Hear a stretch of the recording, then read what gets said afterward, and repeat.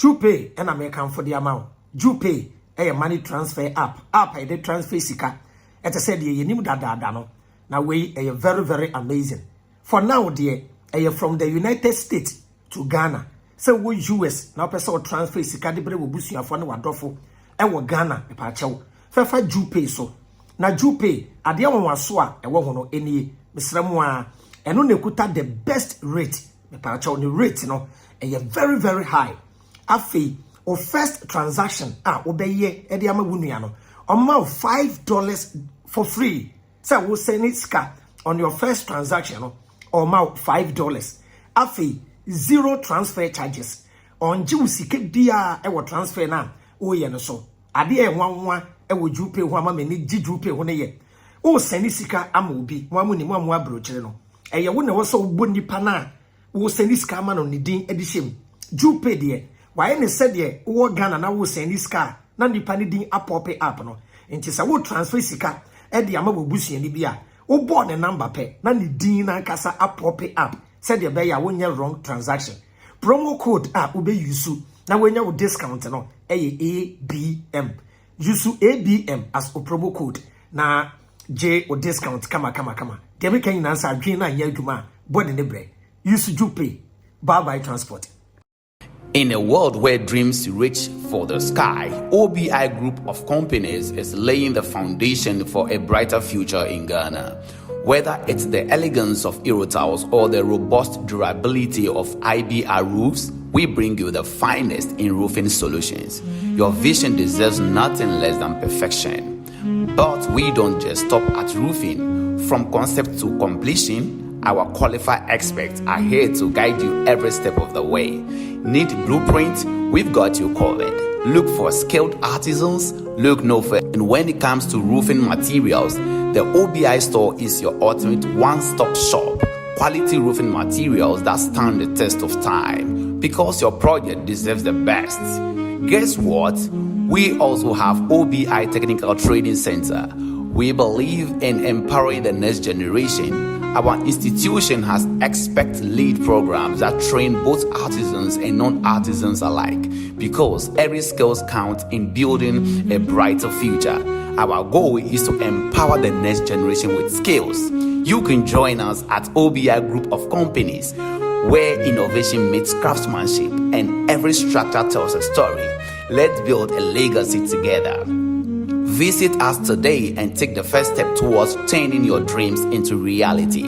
Call us now on 0542 887872 or visit us today at www.obiroofing.com and follow us on all social media platforms at OBI Roofing System, Facebook, Instagram, TikTok, YouTube, all the social media handles you can think of. We are there. OBI Roofing System. We say roof right, roof once. OBI Roofing System, your 21st century roofing company in whole West Africa. My first container me came from which buy. Now a Ghana ship, near 15 ships. And then you lose over 600 industries under diversity implementation. Rollins. Woma tunto ama kufo so betunto Vodafone, Ghana Telecom. Kufo ton hotels bebe. Ambassador Hotel. Your friend say Continental Hotel, City Hotel Kumasi, Takrade. Your friend is saying, catering rest houses. Omatunton in Papa was in the coconut group in our Mina. And a dear war a year, Ankara. Or building from scratch. David, now a consultant, ma, maybe. No, a consultant, a Kufu, a friend, no, a consultant, ma, J. Rollins. Diversity implementation. It is assassin never be breno, Papa syndrome, a national yamana or diversity be namano. And this for activity premises, no. Now, Ghana films. I could end this in penny for Ghana, Yapadina, Yatoba Mama, Mama from Nako cantonments. And say yesterday, ya, Quebec, that's it, and Mabundi baby, you know, Matun Tonina. Go to Kumasi, de Yame. And Sassia and this name people tonton. Now your two Bama say, and Yama one a moment by Nasia to Mamma say, Mumma ton, dem ya kwa se nyom na he mai Kwame Nkrumah ne champion e de omumoja akwaje o ma we aye niema be mo ma na akwa nanim wo ba no betonton ni nyina Ghana ne ye tie ne friend Firestone ne ye moto ne friend Thomas ne ye fridge akasaroma ne ye TV so many things are na made in Ghana na Ghana for patronize it and me phone you be also achemota sandals ebe see na better product so produce bi na Kumasi shoe factory na yema achemota sandals ebe see na Britain oko class shop wa de ne no Kumasi no mu ebi e Britain a good shop and now mo ton and go for me no ya mamwafo a o ma be bo Ghana say to na mi ba bu bi a ye ma t-shirt na mo ska say kodi MPP ni andi si cha na ho ye mesere hello o man ni ye no eye ade a ekọ nanim ye nye o ma ma ne nkọ nachi hwe ye currency enne me no the last 17 years per me nkọ achi see na depreciate by 1304% and then this MPP ade bi o mu ye bi ado ma ne nkọ nachi ba enipa bebre no adwene menyim de ha mo say mo ma yenya independent candidate with independent minded people wo mo be form synergies of managers to manage us ya try wo 32 years are we dumb are we stood say you lose bibiara near the sudis ago no da kakra benyabe okreje baby akono areho eti na ko fado ne ayi osafo mafo bai wo mo hwede ko forma tonton wo mo hwede NDC fo atonton no yeso beton bi because that has been the trend wo hwe de akofo betonton ye wo hwe de jeje rollins betonton ye that is it na wo hwe o mo se ne yeso beton bi o ma so trade fair out on Alan Chamatina na trade minister o ma no se da bi me we dem ntimensan I can't sign this document o ma so mo de fa na chi come back no furiata and the trade fair bubu agu Kwame Nkrumah na CEO ya bubu agu a o ma ton mo ton ne ma bibia mo bo man na bro and let me Nkrumah na me rako cause enyama na wo ho a na ye a osa buses na trotro ni krom yesu so that there's nothing like trotro buses na di akoniaba ba bia ba uko region bia suit bia so ya buses where's it reducing now now we have Casbora Citra na intercity and uko STC buses emu 90% individuals there and your state in India o imagine o ma branding sa na ye adwuma microphone what are we doing to ourselves and we will be able to be defending this kind of indefensible because party na and the larger interest of the nation and cophobia tuagu and no one for sycophants and woman na omo two foot go amanfo ani Ghana for the bottom line they say oman ani maguase oman no enkura ne no moboti pen omu nyina san ye ho oman ne wani mu che omu so akache apomu san ye ho etiti betra ho na mpanimfo amu okrom ha mama this in MPP partisan spirit asel man no it's up to you I told you yeah the military power said ye wo power ka keche sausu bedi no kwa kasamba ko a jomama ne ba omi aka e to asumu se se de Ghana ma wo ka ba ko pekere me we are journalists I'm putting it before you I put it to you kabako pe a chese amna donko aye wo mu no ba umia ne do mama mo solution kabako pe kire me o ka o de wo kura presidential candidate ka o de na wo ko ye de say mu ko position when you akobre minua your friend say do rotary Samuel Ogu Gary when you ko big Gary su say ba cham ba ira mo kese am pan kese ade no it is clear on the wall say MPP and NDC your mom 1,000 years kwa muntimi nya Ghana yi etu so onye no mada ache ho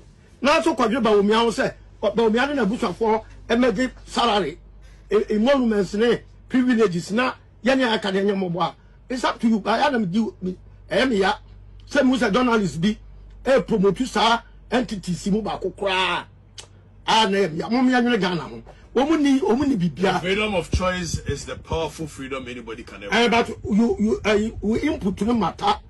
I will have my reasons for saying Baumia should remain instead of John Mama? Omielu nyaya rubbish. Okay. Omielu nyaya rubbish. John Mama wabada. Yerimja John Mama babe wameyohu. Afe kura de yam yare say. Wada so kura tifie ya. Eko wabedi akudwa ne dan. O timi hu direction so de Ghana beko. John Mama on cancer ba kura che say ye de Ghana man obetimi aye. Ba onya so otiabam wase ma ban ba me stabilize $1. Why not now? But on your was about can you why not now? It tells you clearly. So they don't have anything. They don't understand our problem. Look, Ghana a problem. And also I can't tell you. Minya architecture. Ebiane money krata into. And that drum look as a money into. But a coconia ya you work at our more. Me say, Eduma. Whom you do about 4 years, Biano. I got another crowd on there. But yes, here to only so implement the rest of the Japadia, the world Japadia Bukum. But we have Yaka, a good for I am perfect, meaning inside. What's the man in Japadia Bukum? Now, maybe once a moment. Let's see it. Me do a Bukum. Maybe the other quality of woman see. To Mammy Jenny lady. I don't care. It is not true. Me did the Christian also bempa. Asama me baba kaya asama me nim se nipa bebele bubo fu. But me ka. Yesu ka se me say. Wa twere se onyankopon fie be yempa bo fie. Na mo de adane adwadie ene adwatwafo fie. Ene ma bi koso asole mu ahon. Me ko kan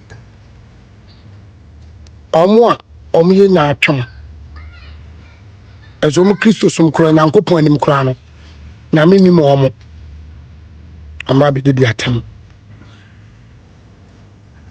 sofu bi ba ma message say we instrumentalist ha obo instrument wa sorry a e wo senka obo menyame oye menyame eni ko asenka etua oka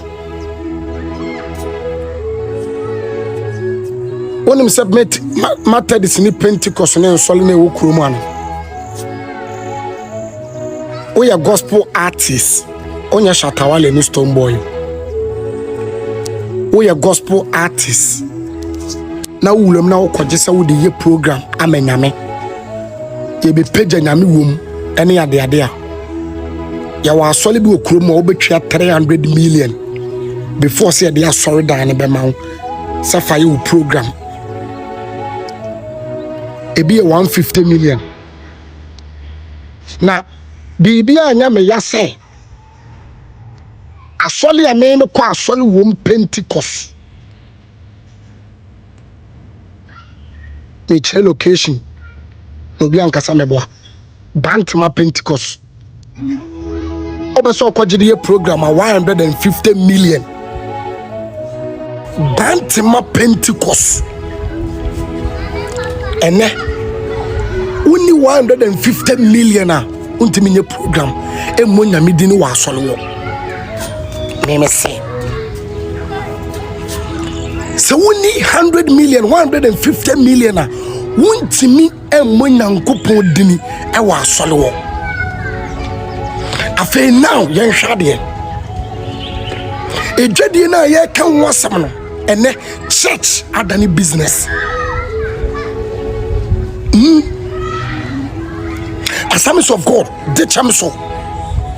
Unkuta 50 million, 60 million, untimi. Enti she, the koso wa swole ne. And the church no, ye the business. And yes, I would be beton so boloni kenke. And the one solo would be your praises and worship. Among sol na mema betray so boba be ya soleno. Abe page nyameno. Ye beji usika before say yabemu ababe ye. Now, mini problem. Na mumu jisika we nyina wia. Na mababe ka kire say obibo instrument de ni kwasan ke tua neka. but mu invite sofo ma sofo be program dia mutu ya sofo ne ka sofo ba ya le ya bo for de asole ya nkase kobi Pentecost ayaye kobi aye to friend mo je 150 million before say ye beba be program mu ye nya twam mu ye nya twam 100% mento sabi mo jadi ya ekoso mesi enne Pentecost asole se onkonko no fra wo sedien na se yanto se ne Pentecost asole se onkonko no fra wo sedien na se yanto so aba ye ni wo da ei eda Yesu besi fom eda Yesu pa wo beba 2 Peter chapter 5 verse 17 was a brand new duru sa tamu ni frase Nyankopon fie Nyankopon fa tamu ni chance mfiri ba bia o enemo pa mo study one say instrumentalist na first yetete omo asole ni mu nyina na o meje omo ba live man and I do 31st cry won sole ni bi wono mo a omo nyina instrumentalist ni wure fisa akra ni the keyboard and the drums na ye na dwuma eno mo odidi so for see entuyaka but ye tuya so foka ewi ani akopega 50 cedi e de ahye instrumentalist nsam okoka wo ya no mbo funa me pacho when starting sankuo kanemi ehunu ye David eti David no kobo nsankuo ma so no e ma so ahon boni tutu no na so hwane kwa enkobe biem se na so hwe David kwa nka obekọ biem enso no kura me kokan Pentecost fo mpanyimfo ne Methodist fo mpanyimfo be fu eti na youth ni be bre free nsole mu no eno mu nyina dia da ne life one ampa because life one na chade nko achade beba kura na de ketwa because ba no so ye boy obe handan obedidi oso kokanu kure we ya ma yenka enso said you must be a short than ye business no and now the kettle so must a short than ye Nyankopon so dan and so musika mo genius kakito okroma say ade o say mama honam awurawura ensole nim mama honam awurawura ensole nim Pentecost ni Methodist ni ensole na akeka eka no honam say chum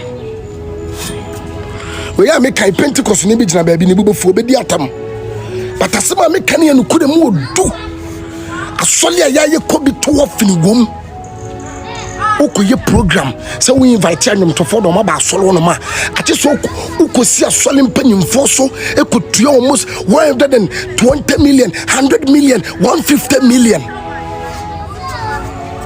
enye business me pacho enye business ana baby wiase na wiase aduru no and I saw the enim bia bi yeton bi wo ho yes cotton wa haya bundles nya de nyina eti dwadie no aso dem ne di ne kese aso dem ne di dwane kese nso sema me kan omubu be fu ombedwa but I don't care. Muntu yensensen. Omo mutu yensensen ni na Yesu bo betu omo nyina sensen. Because boni omo di ne kokoma MPA no. Husi omo mo boni epie. Mimi de na hu ye na wudi matem. De wo sofo panyini hye kokoma wo ye ne husi na me de ya. Ha? Asa na me de ya. Die koso asafo mu na church mu na no etene young boys and young girls ni go club omutimi ma sole biem odo pam instrumentalist bia woni me bia busa no ye the club to na bia sole to obey club ka kan say o get wo social media crowd ya wawu December na eba no abrochirefo bogas oba baako o live yi so one bema baako chat wo UK one miensa e chat wo US for there amo the dollars na eba no kuria sane akwa bi oye security man e wo Dubai e chate no kuria odene mema sem akoduru boy yi a eyi boy yi okɔwi ade ya wo dwane kɔhye Costa Rica be mo hye Costa Rica ye chate no nti wo de December bay be wan say guess na what TikTok odo location be post in December guess na baby yakɔ mu videos mu a ye nim say guest house ya ba mu videos mu a baby amoye video wash room na mo kɔhye video no ye nim guest house me hu video na guest house a minim eye hotel a minim eye bema tintin demu a minim bema tietia demu a minim bema ne fusu dem uye video a minim. I'm telling you.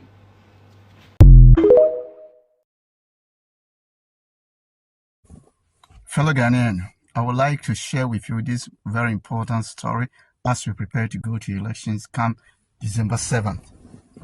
Ghana, as well as many African nations, are faced with one political problem, and it is the problem of leadership. We say that in Africa, the major problem is leadership. We don't have good leaders. That is why we have been struggling through all these years without seeing any improvement in our lives. And that is the main reason why Ms. Nana Akufo-Addo said that yetisikaso and so yedi here. Or he put it in the words of Bob Marley, say, in the abundance of water, the fool is thirsty. What do we have to do? What we have to do is to elect leaders, but not politicians. And what is the difference between a leader and a politician? That is what I want to bring to your attention, the difference or the definition of a leader as compared to a politician. A politician is a person who will do everything possible to win the next elections. You all saw what happened during the just ended delegates election of NPP. Bawumia and Nana Akufo, they did everything possible to win the elections. NPP, Nana Akufo has to warn all parliamentarians, all MCs, DCs, and many officials in the party that they have to vote for Nana Bawumia. Otherwise, they will lose their portfolio in NPP. And after Bawumia has won the election, we all saw, we are all in Ghana, we saw that. And the party saw that. They cannot do without the person they have vilified, the person they have voted against, the person they have defeated, Kennedy Japan. So in effect, we see that Kennedy Japan was the best candidate, even though he lost the election. Politicians will do everything possible to win the election. And what about a leader? A leader is someone who will see that there is light at the end of the tunnel, and he will lead you from A to that destination. So a leader will lead you to a destination, while a politician will do everything possible to win the election. Kwame Nkrumah was a leader. Kwame Nkrumah led us from the political wilderness into independence. Nelson Mandela was a leader. Nelson Mandela led his country. Jomo Kenyatta was a leader. We have leaders, and we need leaders, but not politicians. Brothers and sisters, as we look back to our country in the past couple of years, we have gone through all whatever we are going through under the rulership of NDC and NPP, and none of these are leaders. I beg to differ. John Mahama is not a leader. John Mahama is a politician. Akufo-Addo, Bawumia, they are not leaders. Akufo-Addo, Bawumia are politicians. That is why you see that come this election, look at how much they are doing just to win the election. At some point, people are eating banku and tilapia in public, visiting shrines, places where they would never have gone, pounding fufu for others. They are doing everything possible. Yeah. I say, yes, oh man, Ghana, Yanni bit my ye. About to Emre Nedru Sono. MPP for, ni NDC for, or Munam, or Mubodu, up a dom, a mama be Joe Machabe to Abanamon. The Ghana million percent my hair abacosem cacra. In fear bed, we are saying Camoni. Or man Ghana that when fear we are some fancy in 1990 crabisina. Or man Ghana, NPP, any NDC. Enoma di omansu omo among omo policies enom di omansu be dru na dis ene omano ekoyiu se enkoyiu MPP for na manabasa NDC for na manabasa omanu puntuo ene omanu achikro ni nyina eye MPP ni NDC omani so ade hunu ana dia beduru ha sei anaso ade ni fefe se Ghana ubeka say it is now a complete failed nation. Yahwiase ya no yahwiase amanyo sem no ekoje ese no yeka omaya amanyo semu omahwiase omu ka chire pa no Ghana ka ho bi na chire say MPP ni NDC mo nyuma no amfwa oman Ghana for the 30 years the economic and political foundation that you have put into place, had not in any way helped our country. And more money can be able. Now, Kwasi Bruni Cabrofo be said insanity and as Adam abodam sem. And they say, Obey be what Coswaya, the Cronoa, Coswaya, ya, would it adibi to her nefrato, would the idea to the two of you nefrato, now the two of you nefrato. So the two nefrito, only 20 free to and so system and fun to obium if this would the two are a bifrato. Because doing the same thing over and over again is insane, expecting different results. It is insane. You are going to get the same results. NDC MPP for the past 32 years or 34 years omabu Ghana the ebedro ye wa ho kirem ye pa ho kire ye pa ho to se pa ho to dia enye se etoma NDC ni MPP every say omani so ade hunu dia bedro ha minu anom omiento abanoma minu yakuma cheda hwe akoda keto me me friend akoda keto wo do to empanyimfo nyina ho a hwe ne kasa wetie na asem tina no asem na hwe nani so ade hunu yeri mu bebre wa brochire ne de kansa betime brochire Ghana de bibi enye Ghana fo ye nkano kure duma bie dia eduma bie ba ko bie ne Ghana no eye dai enkoso eye yemu bebre sa ne ye ka eye no kure nso so bibi aduma enkoso efisi ye nuanu bebre o mu fie no o mu ni no kure ma yen ye nua chedai otimi aba betra sabio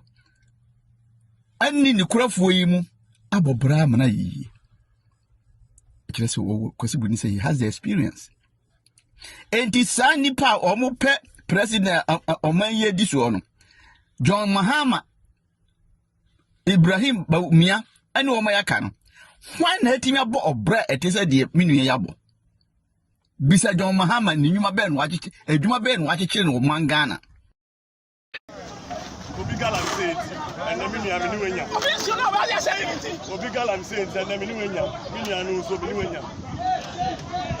At the end of the day, Ghana. Obi galam say it, and the mini amini wenya. Obi galam say it, and the mini wenya. Mini anu so mini wenya. Ye nanam de bu bese usura ware jaya unya ware pa. Yeah. Aware e agreement between two people. Okay. Me free me busu ofri we busu we come na asem pa cha brame yentna yetna 2 years 3 years entokwa ni we enkoyi a ye jai peacefully enkoda bone ahwe enkoda no Bible say aje wo yire afa wachi ansa waja no unim say ebiso a yanye na sa so obi a be sole eja wale keke dabi say wo hwe mebe me ma me korati wonansa e ba me ye nya ne say Bible ne be kire ye nyansa Ebra Bible nyamba ekwane nana no ebinom tena wade ase 60 years mebu aka kire me tete no oh yeah ye nana no bi tena wade ase 30 years yes me hu Ebra Bible ne Quran mai ye nana no bi be ma ba akopɛ na ne die e no wu fi wi ase yeah for sure mebu aka kire me ayampa enda be bia be fa school dem nyina ansole ya agema e na nkremofo bu achabam wi an ya wi nkrai I'm telling you our culture is beautiful tete no oba ye nya ni dipo ye ngro ne bra untume ne na o frɛ ma afia pani ama ala say chale yan grow ne brawo na wo yem ji wo say hyew ene ye say ya bosonsom o ye de 13 fo ne 11 fo ene ye ne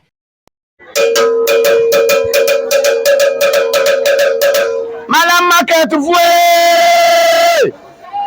ye mo bibia ti o ye ti ati o bibia na na Kwame Bediako aka New Force Nana Kwame Bediako se yankanche Ghana fo nyina asa on the 7th December osremo order number 12 yentu abanya de emmano Nana Kwame Bediako se yato abama no ba ye Ghana mampania o say ya bo say eduma be bo man mu masika ya den aba brebre ni amane atapere ni atakakra 32 good years o ma say o man yi basa o mu de galamsey o mu de dumso sesi ana na kwa mi bedi akose Ghana ni bia yentu abama no de ekato ne se na na kwa mi bedi akose ukodu ballot paper no so a obia me da se obia tie sakora na na kwa mi bedi akunkwa na ni tiri nua ya den afu bebre ya do bibia se ya da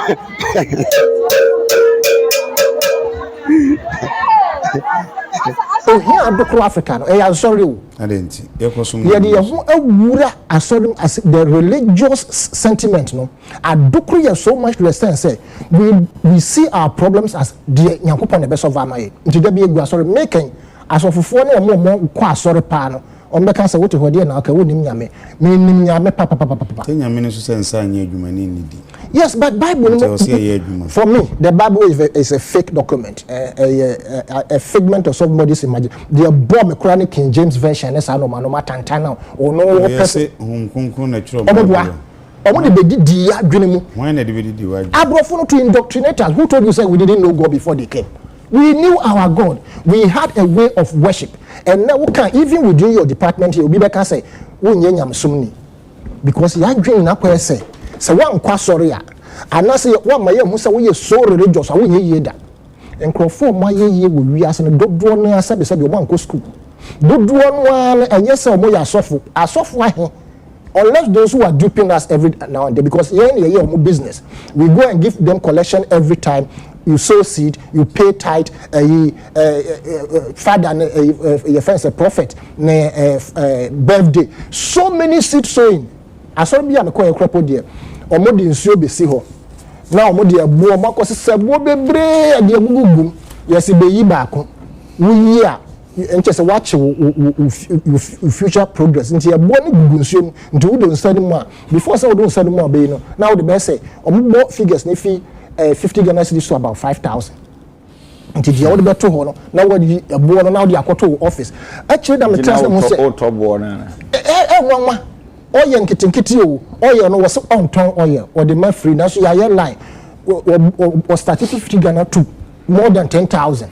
Into I sorry woman and I do create and say brabo because we had a way of life, a way of worship. And I'm saying, sir, until we go back to the tenet of education where practicality is embedded in us from the infancy. Yeah. China for na they have segregated them. Omo pancake omo beki omo pam no pam omo de omo sa ewivi entoma ewivi omo lay blocks lay at the age of less than 3 years. Until from that time no akola ni ndi your person waye ebi ko na ne papa ye contractor toys ahuru yi ne papa sa toys no beto abre omo ofie until time ne papa ko adwuma ne no ma ye nkola omo 5 years they are driving combine harvesters in big farms ye ha wona wo de wona mo hwensase egu ho a nsase ne yato na sawram na do danko akufo ado akotra Ukraine wa bo mo so mo se mo na mama economy adwirega wa kotra ho so ma wheat. Does it make sense? It does not make one single sense. As I said, any Ghana, see a training and crop from school. They will come and till the land. Let agriculture be so important than any other subject. Because as we speak, the young say national maths and science quiz. Have we ever thought of doing national agric and science quiz that? And as a national agric quiz. We are not doing it. We are fixated on national maths and science quiz. Maths and science you could share you who the other year. Nurses are who go or mem high or call any doctors or call here nursing or more science or human way.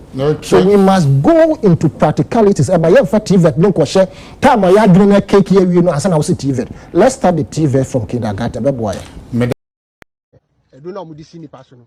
Onkono mukoje yinin famla ono mukoje di buy omu di sinu so first one sinu so second one edi sinu so third one esinu so ehwa na next ni tiam say hey my mistake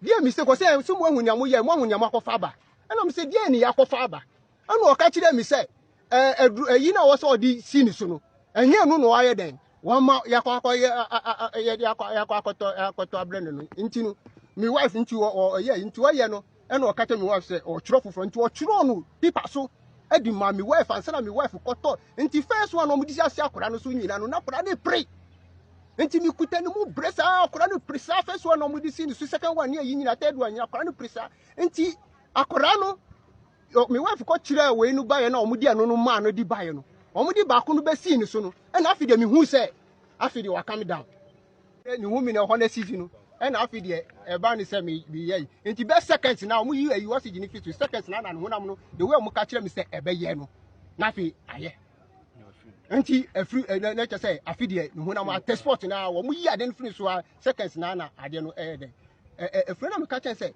omo se oxygen a esi akora no so no na the way amu kire se ni honam be ni saa na tie na no me udi won satu ni ha no so ase na ye no ba mu yi ye no esi asa ni ma ni nya dwuma bio enti ho no ne ma me so mani ye den mani every wo so se wo makumi ba na ye den ekumi ba no e di ama me now the problem we are seeing in Ghana, you want to call Galamsey, you want to call whatever, every problem we are seeing in Ghana, 75% contribution came from Christians. They say Ghana is a Christian nation. Is that not what they say? They say 75% Christians. That's the problem. Because we don't like truth. We don't like sincerity. Most of our leaders, don't they go to church? Who is their pastor? What has the pastor been preaching to them? All these years. All these years. Most of our ministers, don't they go to church? Who are their pastors? Go and check. What have they been preaching to them? Prosperity. Because the pastor wants to get a land and build an auditorium. So, even when they are doing anything wrong, we can't say it. We want motorcade. So that when we are going, they give us escort. So we can't say it. The average pastor in Africa is not different from the politician. For me, I like you asked, I will go for cheddar. I mean, look at a simple question he was asked some time back, saying, and MPP said, but Dr. Baumia said he will remove some of the taxes, blah, blah. And he didn't even go that line. He said, look, the important thing is for us to industrialize so that we cut the importation of certain things. Then this thing of importation will be a luxury. If you want to, of course, we have to import certain things, but we'll only import essential things that we need to import. So he didn't even talk about, oh, I'll also reduce taxes, I'll cancel. No, you can't just say you're going to cancel taxes when you don't know where those monies go. Maybe some of the monies go but to even if you important cancel sectors. it, do you have provision made to replace those funds, right? Exactly. So that's what he was saying. Stop talking about taxes. Let's think about industrializing domestically. Then we'll sit down and see what things we need to tax. He might actually even tax more on things that we are producing locally. So if locally we are producing all the cooking oil we need, why should we allow oil to come in? I'll put 100% tax on it. Exactly. So it's not just going to say I'll reduce taxes. Then you get into power and realize, oh Charlie, this thing if we reduce it to worry us. If that tax Abusia for me chiachiamo. Mo amu nua be ma Abraham bin Moshe, leader of Common Sense Family. And me buy ya, me introduce D-Light equipment e the amount. D-Light equipment e solar near ye nua be ma abi Accra e the aba Ghana. Very, very high quality. Pacha when ye cheap points ni bi. Na me do be fa product ni mu na me introduce ye product no e the amount. Ye product e di kan American farm out e D-Light solar fan. Fan ya wo hu pacha en use electricity. E ewia na nyankopon de ache na na ye use. Pacha fan ni won saka be charge no for 7 hours. We charging 7 hours and last for 13 hours. Your product edi one dance ye ama nyina no. We about with light esan wo ho. Na product ye ma 2 years warranty. So auto product within 2 years problem bi e beba de obeto bi a ho no company no e besesa e de ama. One amazing product nso e na me de kire no. E mobile charging lantern. We charge light ya me kura wi a edi 20 hours. Edi jesem kese a e wo no say utumi 10 no said ye wo pa bia betumi atene de ntina kire form betumi de akire so eni jesem kase ne say etumi charge o mobile phone eni anti light ni ho wa wenya light asan nya phone charger mana charge o phone de ama o kama abusia for product ba ko nso ni e portable light o man ne kama kukuruwa kama ya ye manom e wo school tertiary institution any senior secondary school betumi ato de ama ye ma no said de be person osua de anwumro so ne light ya no de sua de we ye charge no for 4 hours na last for 8 hours. Any just some question so say light here portable no say obey wedding obey engagement say ye ebi no check key holders ni ade obetumi atono dodo no wa checha amadofo ebeba program na ase na aboa ye nyina abusia ye product ni nyina de eye me fe pa eye family lantern way me pa acha enye water bottle eye light we so de besi ewia so na a charge for 7 hours o charging 7 hours na wo so the so a ejina so for 12 hours na che say light call off na wo so the table so wo de hange ho a ebetumi sustain you the whole night. Very, very, very amazing. Yenu anom a mabusuafo ewo enkurase tobi mama me na tobi ma abusuafo. Your product e twa to a medi one dance here e akere wo no e D Light solar home system. E pa cho we eba with a standing fan. Pa cho tie ni ye o order product we ya obenya with standing fan. Na we nya D Light solar TV. Misraw TV esi we en use like electricity. There be e use solar. Obenya with solar panel. Uwia na wasenya with lithium battery enie. Aha. I bet last year ma e betumi last over 20 years. The same niama obeto no obesenya flashlight e de aka ho flashlight e medi wa dance ya eye radio say mp3 e fa pen drive e san charge o mobile phone no obenya no so e de aka ho uwia no wasenya bulbs baako 4 e de aka ho obenya bulbs baako 4 na wenya room light yin so e de aka ho obenya ye product ne bia number obefre no eye 0244 896344 yada munyina ase. Jupe and American for the amount. Jupe a money transfer app. App a transfer sika. It said ye nim dano. Now we a very, very amazing. For now, dear, a from the United States to Ghana. So we US now person transfer sika de bre busu afo na wadofo. E wo Ghana e pa chew. Fefa Jupe so. Na Jupe ade wanwaso a e wo hono enie. Misramu a eno nekuta the best rate. Me pa chew ni rate no e very, very high. Afi o first transaction obeye e de ama wunua no omma $5 for free. So we send it ska on your first transaction no omma $5. Afi zero transfer charges on jiwusike bia e wo transfer na o ye no so ade e nwanwa e wo Jupe ho ama me ni Jupe ho ne ye o send sika ama obi mo amuni mo amu abrochire no e ye wo ne wo so bo nipa na wo send sika ama no ni din edishem Jupe de why ne said ye wo Ghana na wo send sika na nipa ni din apope app no enti sa wo transfer sika e de ama bobusu ni bia wo bo ne number pe na ni din na kasa apope app said ye be ya wo nya wrong transaction promo code ube use na wo nya wo discount no ABM use ABM as a promo code na J o discount kama de be kan na sa adwen na nya adwuma body ne bre use Jupe bye bye transfer